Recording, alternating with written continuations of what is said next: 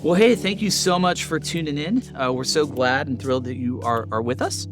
Before we get into the message, just a couple things we want to let you know. First of all, if you find this content helpful, if you love watching the videos, we just want to encourage you, like the button below. That way all of our content can keep popping up in your feed and you can stay up to date on all the things happening here at Christ Community. We'd also encourage you, head over to our website, cccgreeley.org. It's actually brand new as of this last week. It's amazing.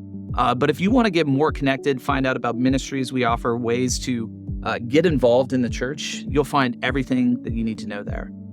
So we hope you enjoy the message. It's good to see you. I'm glad that you're here. Well, today is the third week of Advent, which means we're talking about joy. And that got me thinking about something that happened a few Christmases ago. It was Christmas Day 2021, and I was sitting on the couch in my in-laws' living room, and all of a sudden I just started thinking about my good friend Alex. Alex and I, we were really good friends in college. He kind of introduced me to my wife. He was a groomsman in our wedding. We were really good friends, but we had lost touch, and it had been years since we had spoken to each other. And all of a sudden, on this Christmas afternoon, I found myself really missing him. And I thought, well, this is as good a time as any. So I got out my phone and I texted him and I wished him a Merry Christmas. And I told him that I missed him and it would be really good to see him again.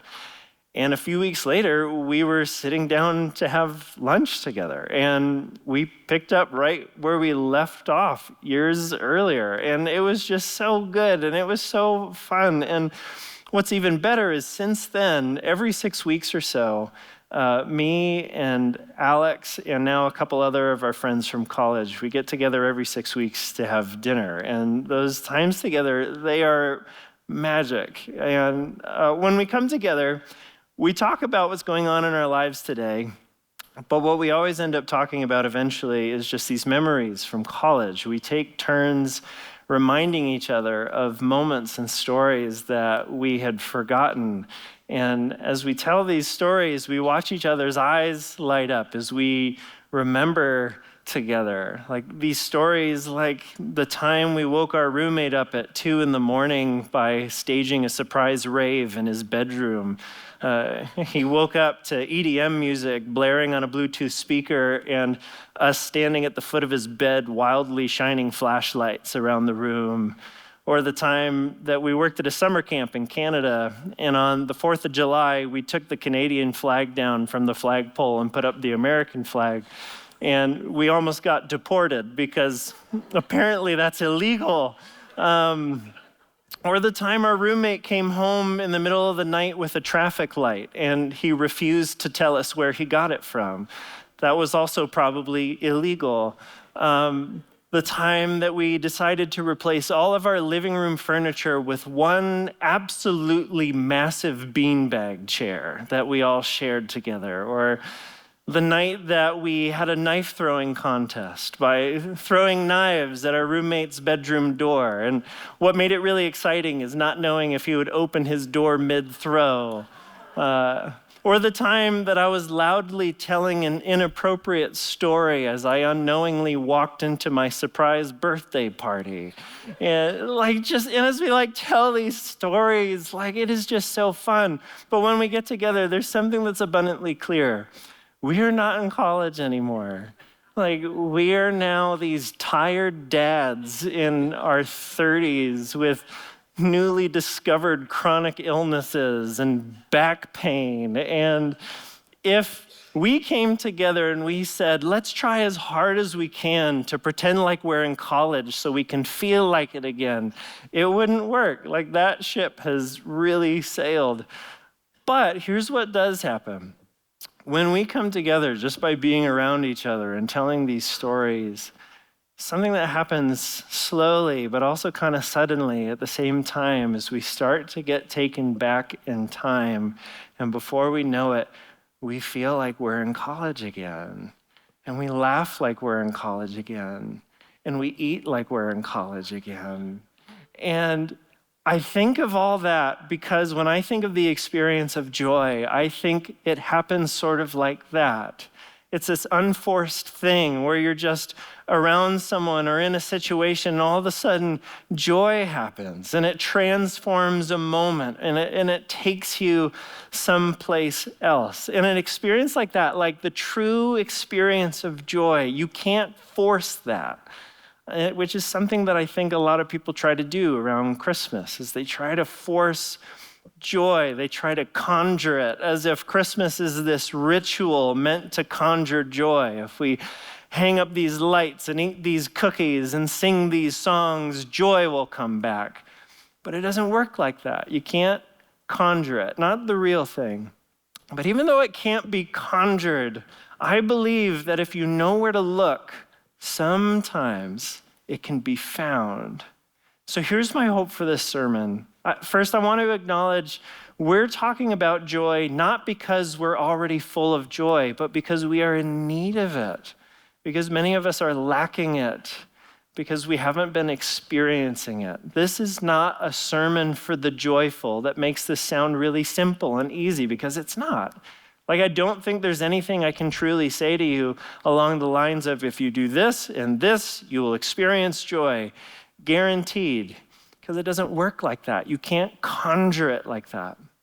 But I believe if you know where to look, sometimes it can be found. So I want us to go looking for it. But before we do, I think it would be good if we talked a little bit about what joy is. Now, sometimes in the context of a sermon, when people talk about joy, they talk about it as a choice, like something that you choose to have, an attitude or a perspective that you take on, a belief that you hold on to, especially during difficult times. And I think that is so true and that is good, and I love that. But it's also not the part of joy that we're talking about today. Today, we are talking about the actual experience, the feeling of joy.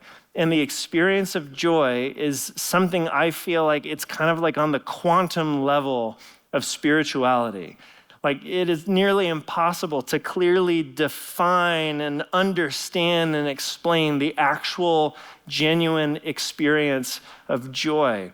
So I just want to give you the heads up. I'm not going to be giving us this really clear, simple definition of what joy is. We're not going to go home saying, oh, I know joy. Joy is this. Instead, we're going to circle around a beautiful mystery together.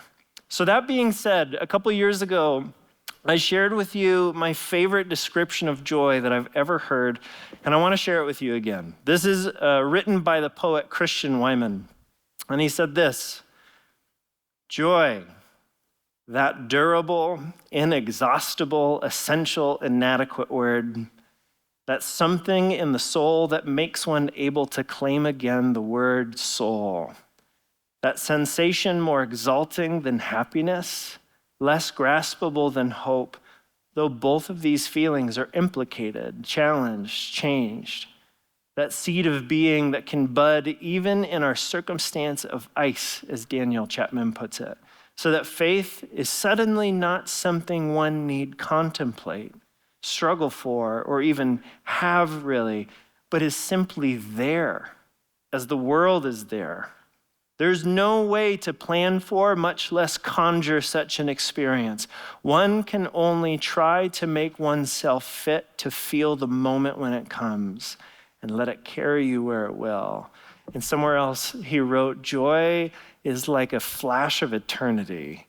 I love that. I think he's spot on, because joy, it's not this fleeting wisp of a feeling like happiness. It feels more than that. Like, it feels grounded and rooted in something solid and real and eternal. Like, I love how he says, in the middle of an experience of joy, we almost don't need faith in that moment, because joy isn't feeling a feeling, it's experiencing a reality almost. It pulls you into the reality of what we have our faith in. And a joy like that, you can't conjure that, because it doesn't come from you, it comes from someplace else. It's rooted in something in someplace else. The best we can do, he says, is just open ourselves up to it so that when it happens, we're ready and it can take us where we want, where it wants to take us to go. See, true joy, it can't be conjured. It just happens. And I think the reality of that is shown in the way that we talk about joy. Like when people talk about joy, nobody says that they made joy. Like if someone came up to me and said, I made joy today, my response would be, ew, like, please don't tell me how. Like, I don't want any details. Instead, like when we talk about joy, we say things like, I was filled with joy. I was overcome with joy. Like it was this tidal wave that came out of nowhere. Or we say things like, this thing brought me joy.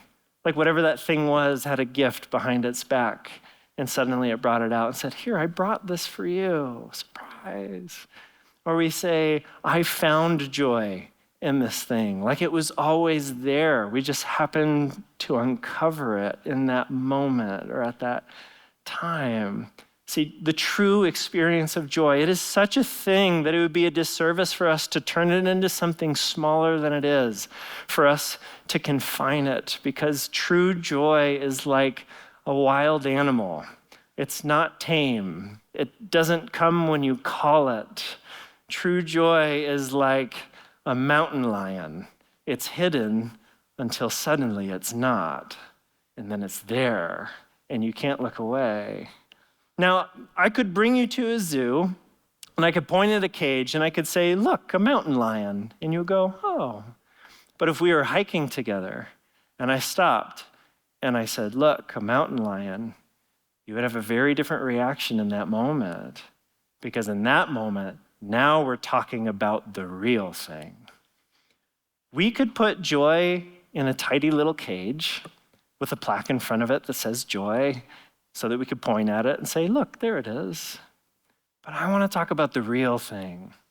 I want to talk about the joy that isn't tame, that doesn't come when you call it, the joy that just happens, that can't be conjured. Because even though a joy like that, it can't be conjured, if you know where to look, sometimes it can be found. So let's go looking for it. To do that, we're going to look in the Bible at the life of someone and these moments that they experienced, because in those experiences, joy happened. And we're going to look at those moments because the moments that they experienced are ones that I believe most, if not all of us, have experienced ourselves. So by doing this, we might be able to identify some areas of our life that we can be looking for joy. And as we do, maybe we might even find it. We'll see. So the person we're looking at, their story starts in a way that will sound familiar to you since we're getting so close to Christmas. Just over 2,000 years ago, there was this woman in Israel who suddenly became pregnant. And this was a big surprise because there was no way that this was possible. It was a miracle. She knew it, and her husband knew it because an angel appeared to him to let him know that this was God making this happen. And this woman's name was Elizabeth. And she was carrying inside of her a baby boy that she would name John. He would eventually be known as John the Baptist. Now, Elizabeth, she had a cousin whose name was Mary, and Mary was also unexpectedly pregnant. And one day, Mary comes to visit Elizabeth, and when she does, John experiences something. This is Luke 1, 39 through 44. At that time, Mary got ready and hurried to a town in the hill country of Judea, where she entered Zechariah's home and greeted Elizabeth. When Elizabeth heard Mary's greeting, the baby leaped in her womb, and Elizabeth was filled with the Holy Spirit. In a loud voice, she exclaimed, "Blessed are you among women, and blessed is the child you will bear. But why am I so favored that the mother of my Lord should come to me? As soon as the sound of your greeting reached my ears, the baby in my womb leaped for joy." So Jesus, in the womb, unexpectedly shows up. And John, also in the womb, recognizes Jesus' presence. And he instinctually responds by leaping for joy. And I think there's something beautifully revealing about this. John isn't even born yet. Like, he doesn't know anything about anything, and yet it seems like he knows who Jesus is. So much so that he can just sense his presence. So much so that when Jesus comes near, his soul instinctually reacts, and John leaps for joy. You see, I believe every person, whether they know it or not, deep down inside of them has this deep ingrained knowing and longing for Jesus. Like we all ache to return to the one that we came from. So much so, when someone recognizes Jesus' presence, oftentimes there's this instinctual reaction that oftentimes is joy. Joy happens. So I think all this highlights an area that we can look for joy, the moments when Jesus unexpectedly shows up and we just know that he's there. Like, can you think of a time where you just knew that Jesus was there with you? Like he suddenly put his hand on your shoulder, or it felt like he put his arms around you. Can you remember the moment that you recognized Jesus for the very first time and you put your trust in him? Do you remember a time where you were feeling deeply sad or distraught or afraid, but then suddenly there was peace and presence and he was there? Did you ever have a dream and you woke up knowing that wasn't just a dream, that was Jesus speaking to you and you knew that he was there? Has anyone ever said something to you? Or maybe they even explicitly said, I feel like God wanted me to tell you something. And as they spoke, those words hit home so hard, you knew that those words weren't there, but it was Jesus speaking to you. And you knew in that moment that he sees you and he knows you and he's there. Sometimes these moments where Jesus suddenly shows up and we know he's there, they can happen at just like the most random moments. This could be while you're driving to work or hanging out with a friend. A couple weeks ago, I was walking into this room for a church service, and I wasn't like geared up to experience God in like a significant way or anything. It was just another Sunday, if I'm being honest. But the moment I walked through those doors over there, my eyes started tearing up. Because there's just something deep within me that instantly recognized Jesus is here. And that part of me, that deep part of me, it leapt for joy. When my mom was dying of cancer, there was one night where she woke up in the middle of the night and her eyes were filled with these tears of joy. She experienced something that she could barely put into words. In the middle of the night, Jesus suddenly showed up and gave her a glimpse of what was waiting for her after she died. And that was such a powerful experience for her. She was just overcome with joy. She could never put it into words. At a moment's notice, Jesus can just suddenly show up, and there's a part of us that just recognizes, it's like, he's here. In fact, just close your eyes for a moment, if you would. And I want you to think about something. Do you remember a time where you just knew that Jesus was there with you? You just felt him and you know that he was there. I'll give you a moment to think about that.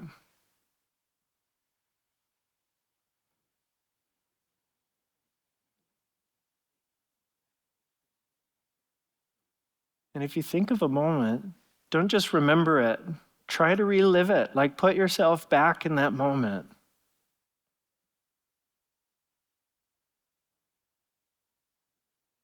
Do you remember what that felt like? Could that have been joy? You can open your eyes if you want to. Have you ever seen those videos on YouTube of when someone in the military comes home from a tour of duty early, but their kids don't know it, and so they surprise their kid by walking into their classroom or something like that? Well, when this happens, see, this kid, they have just been aching for their mom or their dad to come home. They're constantly missing them. They're longing for their mom or dad to return. And so the moment that they see their parent's face, or sometimes they don't even see it, sometimes they just hear their voice, the moment they recognize who's there, they jump up and they leap into their arms. I think that's similar to what our soul does in the moments that we recognize Jesus' presence. The one that we ache and long for, all of a sudden we know that he's here and our soul jumps up and leaps into his arms. True joy like that is not this fleeting feeling. It is a flash of eternity.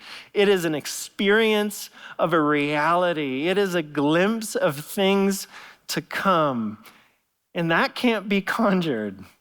But if we know where to look, sometimes it can be found. And sometimes it can be found in the moments that Jesus unexpectedly shows up.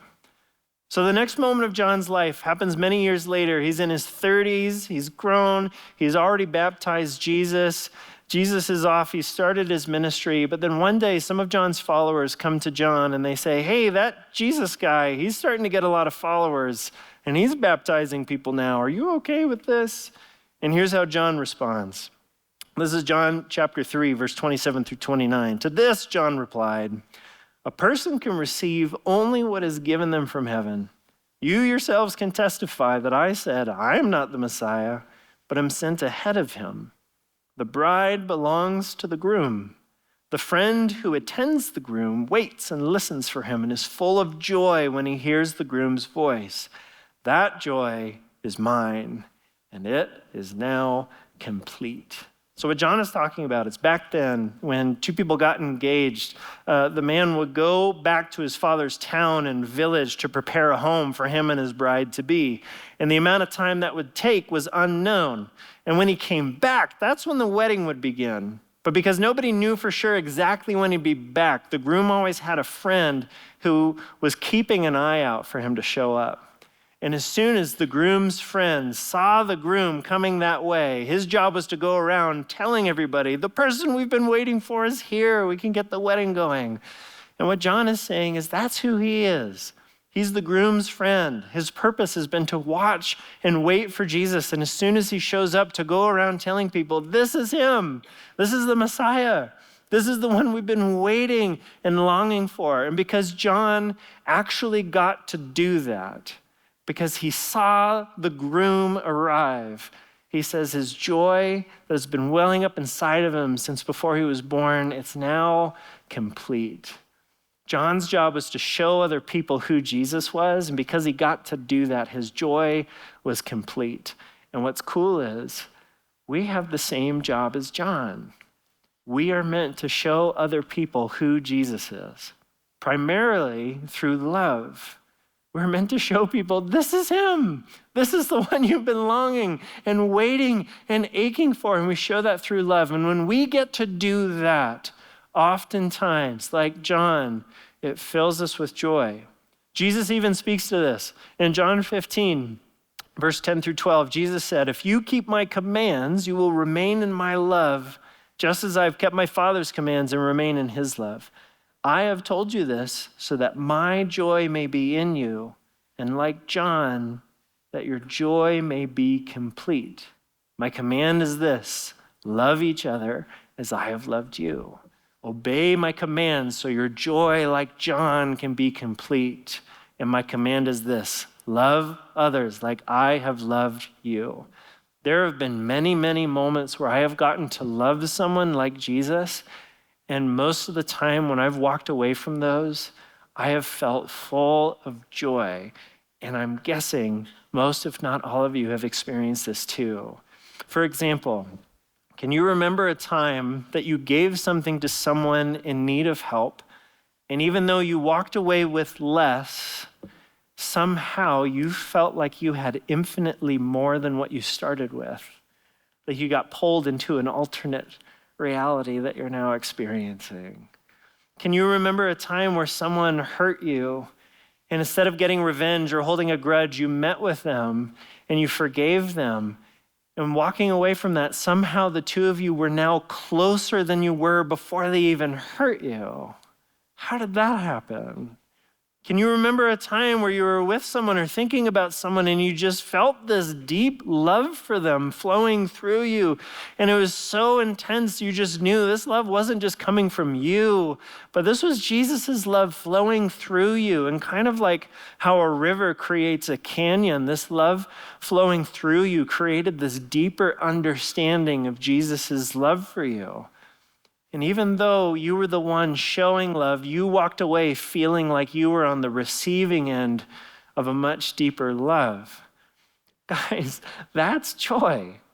Remember, joy is this flash of eternity, this experience of a reality, a glimpse of things to come. And sometimes when we love others like Jesus, we get a glimpse, a flash of the reality of the abundance that we have in Jesus constantly.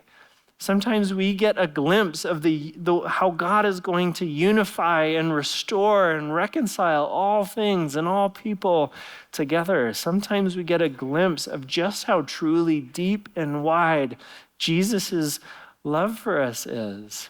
That's joy. See, I think the way that loving others like Jesus leads to joy, it's kind of like this. It's like everything that we believe, that we put our faith in, these true things that we talk about and hold on to. It's all, like, let's say that they're the words of a poem. And some of us, we've grown up being taught these words. We have them memorized. We know them by heart. We can recite them. But then Jesus comes along and he shows us that these aren't the words to a poem. These are the lyrics of a song.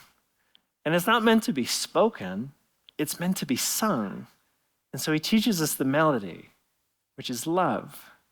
And sometimes when we love other people like Jesus to show them who he is, sometimes when we sing the song, sometimes we actually hear the music.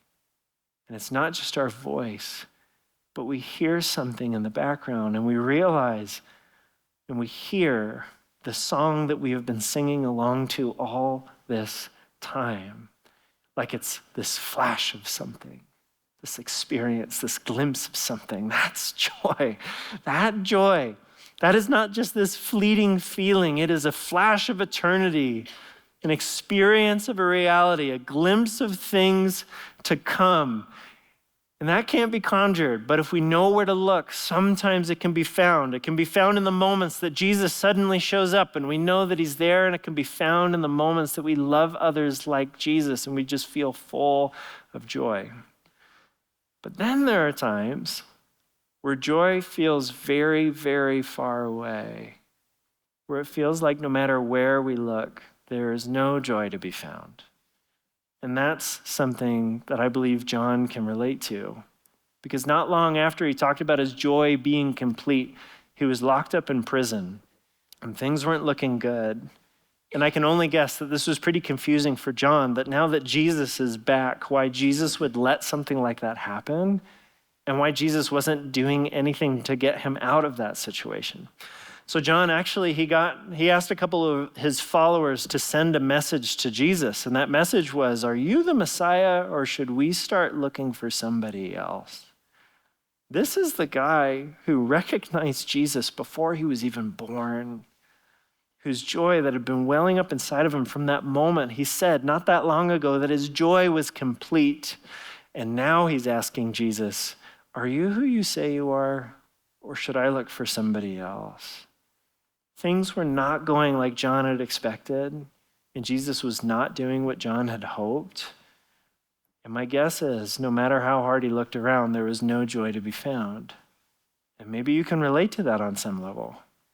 Maybe you are experiencing something really difficult. Maybe you have been for a really long time. Maybe things have not gone as you expected. Maybe Jesus isn't doing what you had hoped. Whether or not that's the case, maybe you just feel like no matter where you look, there is no joy to be found. So when there's no joy to be found, where do we look? Well, look how Jesus responds. This is what he said in response to John's message. Luke 7:20-22.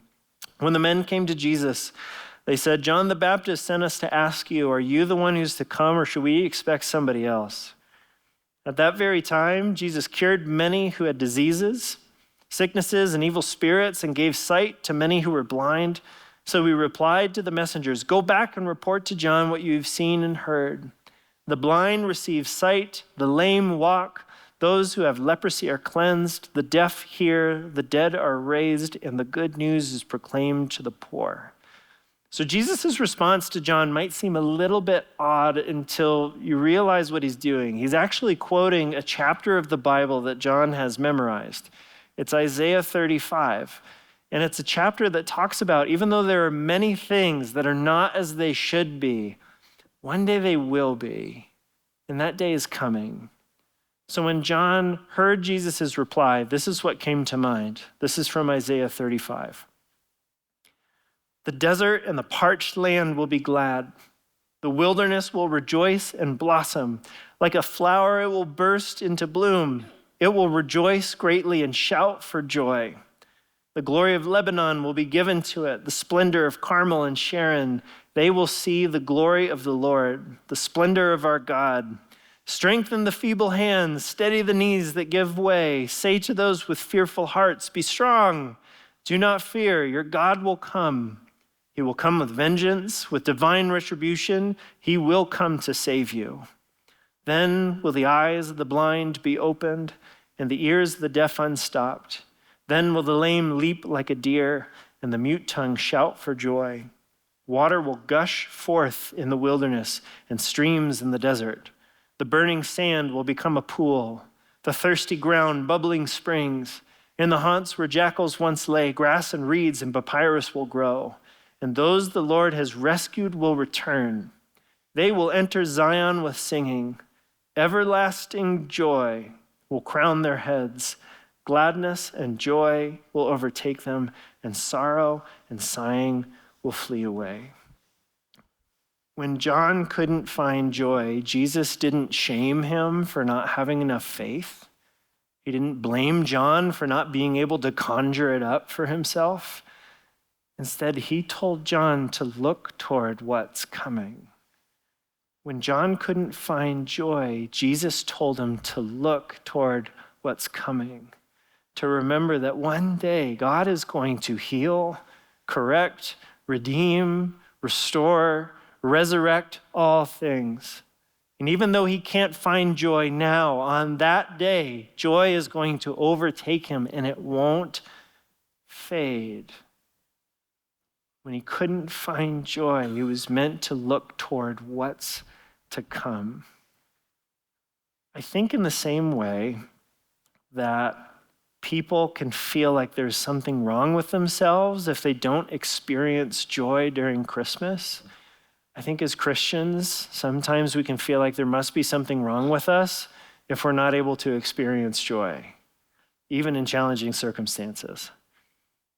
But I don't see Jesus doing that to John, and I don't think we should do that to ourselves. Instead, what we see in Jesus' response is when we can't find joy, it is so important that we look towards what's coming. Because sometimes when we do, it can rekindle the sense of hope and the sense of joy inside of us. It is so important for us to remember the bigger story that our joy is rooted in. That when we were in our greatest moment of need and death was going to be the end of us all, Jesus loved you so much that he came to rescue you from that. And he did. And one day, God is going to fully heal and restore and correct and redeem and resurrect all things. And on that day, this joy that we just get little flashes and glimpses of, that joy is going to overtake us and never fade. When we can't find joy, it's important to look towards what's to come, because just by remembering it and retelling it, it can rekindle a little bit of hope and even cause us to experience a little bit of joy. In fact, I want to try something. I want to reread Isaiah 35 a little bit differently. But before I do, I'd like you to close your eyes again, and I want you to think about something. Is there an area of your life, or maybe it's just the season that you're going through, that feels like a barren desert or a lifeless wilderness, or like land in a long drought that's just cracked and dry? I'll give you a moment to think about that.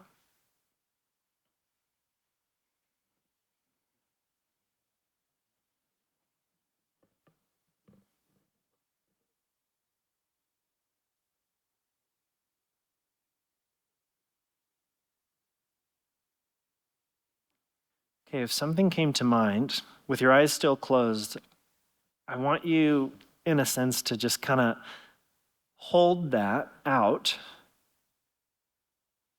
and open yourself and that part of your life up to these words. Just listen. Your desert and your parched land will be glad. Your wilderness will rejoice and blossom. Like a flower, it will burst into bloom. It will rejoice greatly and shout for joy. Strengthen your feeble hands. Steady your knees that give way. I say to you with fearful hearts, be strong. Do not fear. Your God will come. He will come with vengeance, with divine retribution. He will come to save you. Then your eyes will be opened, your ears unstopped. Then you will leap like deer, and your tongue will shout for joy. Water will gush forth in your wilderness, and streams in your desert. Your burning sand will become a pool. The thirsty ground inside you will have bubbling springs. In the haunts where jackals once lay, grass and reeds and papyrus will grow. And you, those the Lord has rescued, will return. You will enter Zion with singing. Everlasting joy will crown your heads. Gladness and joy will overtake you, and sorrow and sighing will flee away. You can open your eyes if you want to. By just hearing that, did it rekindle a little bit of hope? Did you get a flash, a glimpse, an experience of something to come? Joy.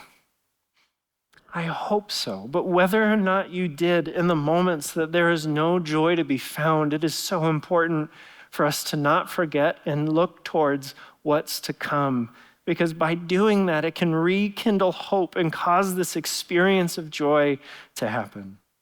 When you go camping, at least for me, that first night can be a little bit jarring when the sun goes down and it gets really dark and it gets really cold and you realize you really are outside. So what do? We build a campfire and we sit by it to have a little bit of light and a little bit of warmth. And it's hopeful and it's cheerful and it's comforting and it makes you feel like this is fun. Everything's gonna be okay. But in a way, when we build a campfire, it's like we're telling a story of things to come. By building this fire, we're saying it's not always going to be dark and cold, and it's not always going to be night.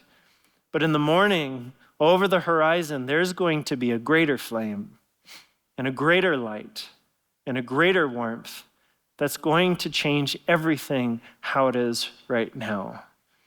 But a campfire is more than just the words of a story. It is the real thing of it. It is real flame.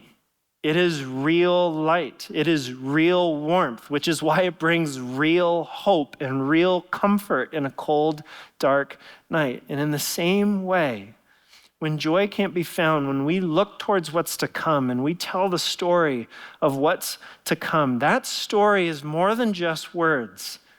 Because the truth behind it has this power to it. That story is not just words, it is real flame. It is real light.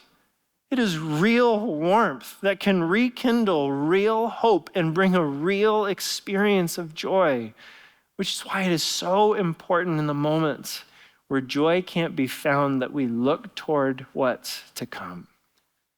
Joy, like the actual real experience of joy, it's not this fleeting feeling. It is this flash of eternity. It is this experience of a reality. It is this glimpse of things to come. And because it's all that, it can't be conjured, but if we know where to look, sometimes it can be found. So keep looking. So the moment joy just unexpectedly happens, you can recognize it for what it is and hold on to it. And the next time Jesus suddenly shows up and you know that he's there and joy happens, hold on to it. Recognize it for what it is. The next time you love someone like Jesus and joy happens, hold on to that. Recognize it for what it is. And the next time you feel like there's no joy to be found, and you look towards what's to come, and joy happens, in that moment especially, hold on to that. Recognize it for what it is. That is not a fleeting feeling. That is a flash of eternity. That is an experience of something real. That is a glimpse of what's to come. That's joy. Would you please pray with me?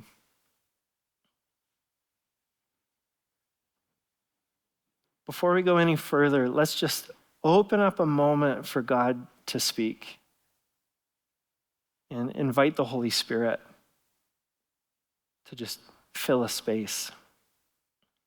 And we'll just do that with a really simple prayer. We'll invite him to just come and speak and do whatever he wants to do. So Holy Spirit, we just pause for a moment and we open up ourselves to you. We're listening. Speak as you will. Do as you will.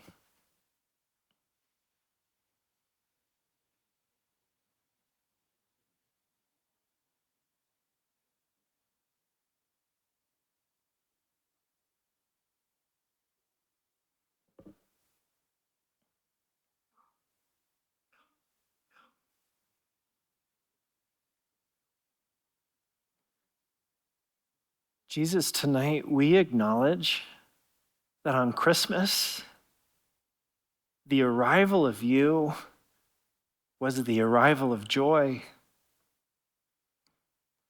Everything our joy is rooted in you. We would have nothing to have joy in if not for you, but because of you, we are free, we are rescued, we have an eternal future to look forward to that is beyond our imagination. And we have your presence and we have your love. Jesus, our joy doesn't come from just anywhere, it comes from you. Would you help us to keep our eyes open for it so we wouldn't call it something less than what it is, but recognize it for what it truly is? This flash, this experience, this glimpse of you. Jesus, I pray for those of us who are in a season where there's no joy to be found. Merciful Jesus, would you please care for my brothers and sisters who are feeling that way?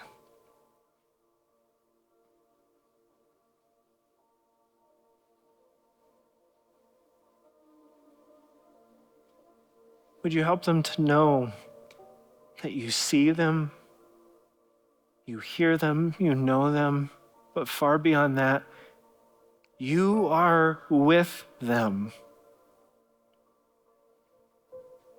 Would you ease their pain? Would you comfort their fear? Would you bring peace to their anxiety? Would you soothe their anger so that the only thing left is just your presence? Jesus, tonight, together, we build a little fire that we gather around, a single flame, an Advent candle, a fire that is a symbol of how when you arrived, our joy arrived. It is a symbol of things to come, a fullness of joy that we have to look forward to. But that flame, it's also our prayer, our openness and our longing to experience more of you and more of joy. And so with our fire built and our hearts open, together we worship you. All right, so today's topic, on the topic of joy, and just a profound journey that all of us have been on. If something in that topic, in the sermon, in the content, inspired you or brought you to a place that's like, man, I think I should talk to someone, please do that. Go to our site. There's a button that if you click it, there's a pastor on the other end of that. That'd be awesome. And the other thing that's cool, especially for the Christmas season, is our church has a podcast talking about the Advent themes and just diving in a bit deeper. So if the content inspires you, check out our podcast. There's going to be a whole bunch of those coming up, ending in Epiphany at the end of December. So experience that. But other than that, thank you for being here. Thank you for giving us the opportunity to come alongside you, and have an awesome day.